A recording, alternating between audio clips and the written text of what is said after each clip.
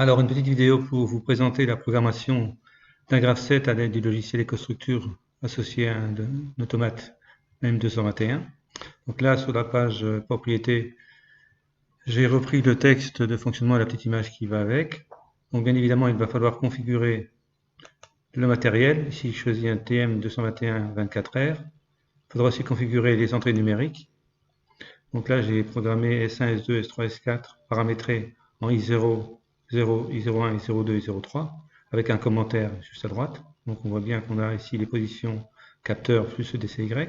Idem pour la partie sortie numérique avec les 5 contacteurs KM1, KMM0, KM2, KMPV, KMGV et leurs commentaires. Il ne reste plus qu'à faire la programmation du graph7. Vous allez voir, c'est très simple. Donc en fait, par défaut, on nous propose une programmation ladder. Donc dans la partie tâche maître, on va commencer par rajouter, alors soit par un clic droit, ajouter un POU graph7, ou alors par le petit icône que vous avez ici. Voilà. Donc là, pour l'instant, j'ai enlevé le précédent, supprimer, voilà, comme ça.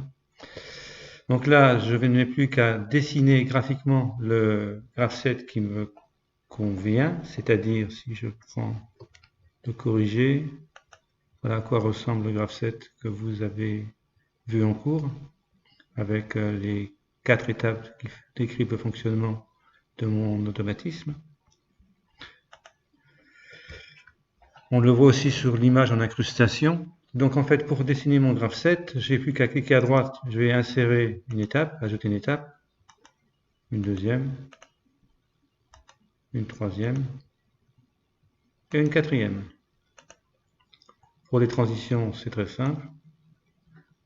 Je tire directement, donc cliquez, tirer, la transition apparaît. On va remonter à l'étape de départ initiale. Voilà, donc là la structure du graph7 est donnée, il n'y a plus qu'à programmer les transitions et les actions, c'est-à-dire en fait les réceptivités en langage ladder et les actions en langage ladder aussi. Donc les transitions, vous les voyez ici. Hop. Donc je vais programmer en langage ladder. La première position c'est S1 et S5.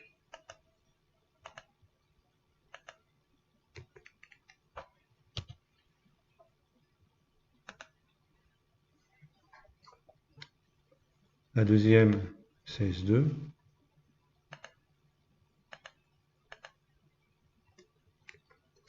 Etc. Donc là, je vais vous laisser finir le reste.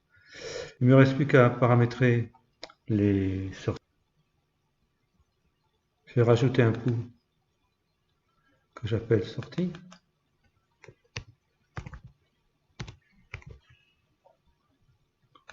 Alors si je regarde le graph7, par exemple, je vois que la broche KM1 est activée par les 3 étapes X2, étape 2, étape 3, étape 4. Donc ça, je vais le programmer de la façon suivante.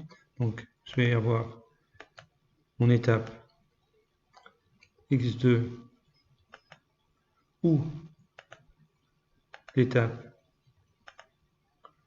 X3 ou l'étape X4.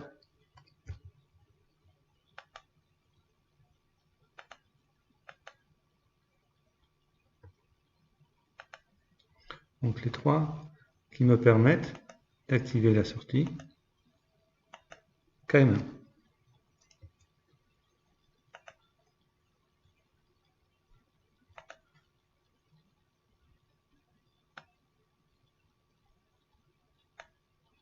Voilà.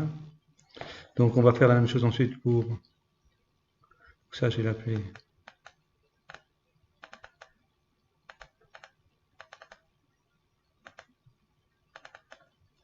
KM1.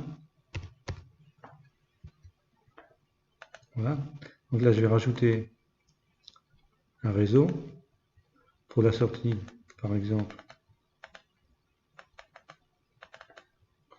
KM descente. Donc, KM descente, je sais qu'elle est présente à l'étape X, la deuxième étape et la troisième étape, X2 et X3.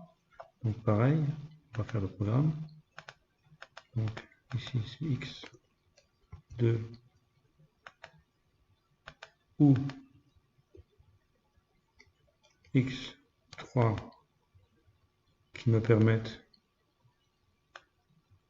d'actionner la sortie descente. Voilà. Ben, il ne reste plus qu'à rajouter deux réseaux pour faire la partie KMMO, KMGV, KMPV. Je vous laisse faire et on va voir le résultat.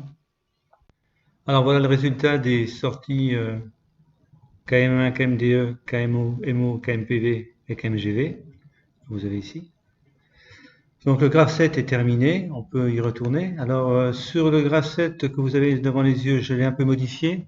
En fait, pour faciliter la représentation, la compréhension du graphe 7, par un double clic, on peut remplacer les TR1 par ce que sont vraiment les transitions, S1, S5 par exemple, ou capteur S2, préciser quelles sont les actions enclenchées à l'étape 2, 3, 4, etc.